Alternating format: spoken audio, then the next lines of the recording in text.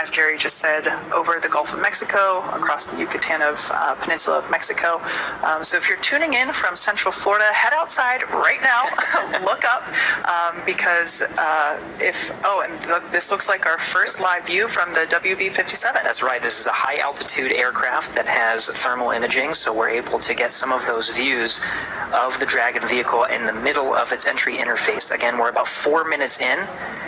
We have a tally-ho on the vehicle from the WB-57, and actually maybe about 5 minutes in at this point, so maybe a little bit more than 2 minutes. Again, there's some variation in the predicted 7-minute time period. It's not exact. We might hear a little early, a little later. So as we were saying, if you're in Central Florida, head outside right now. You should be able to see this glowing streak cross over as we are targeting. There's that streak I was just mentioning. That's a live view, not thermal. This is heading towards the Atlantic coast of near Jacksonville, Florida. So a beautiful view, such a striking visual that we have for these nighttime splashdowns. Recovery teams are in position off the coast of Jacksonville, Florida. And we are still targeting our expected splashdown time of 9:17 p.m. Pacific, 12:17 a.m. Eastern. We only have about a minute and some change of this blackout period anticipated. And again, there's some variation on when we can hear from the crew.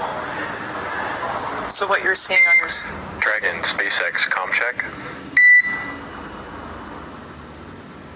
So at this point, we're going to hear SpaceX core begin to hail. As Gary said, this blackout period is estimated. So we're now beginning to reach out to the crew to see if we've regained that communications capability. Dragon, SpaceX, comm check. What you're seeing on your screen now is a live view of the thermal cam on the WB-57.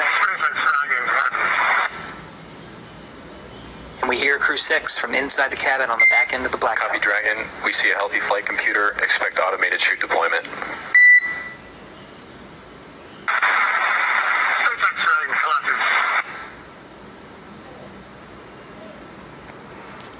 There's our live view of the crew, our first view of them on the other side of that communications blackout.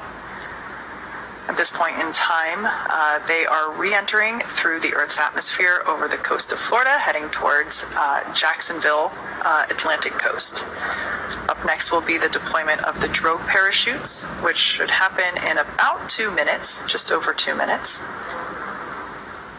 You can see they got through some of the thicker parts of the atmosphere, and that plasma buildup is starting to dissipate.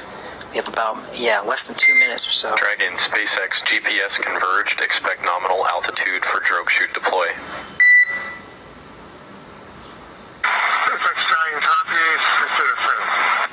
All right, so that call out just letting the crew know that they can expect to have the initial parachute deployment, that is the drogue parachutes, and that those typically deploy about 18,000 feet.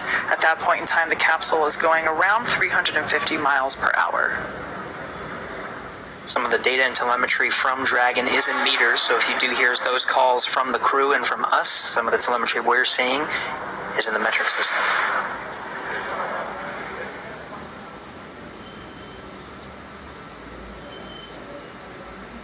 Confirmation that seat rotation is in progress. This allows the crew to be in the proper position to take the loads of the chutes as they experience the G-forces that the chutes exhibit upon deployment. They provide some drag on the vehicle. And again, we're traveling about 350 miles an hour. So from here, with the drogue deployments and main deployment, we're going to get down to about 15 miles an hour. Drogue deployment coming up in approximately 20 seconds. Brace for drogue window.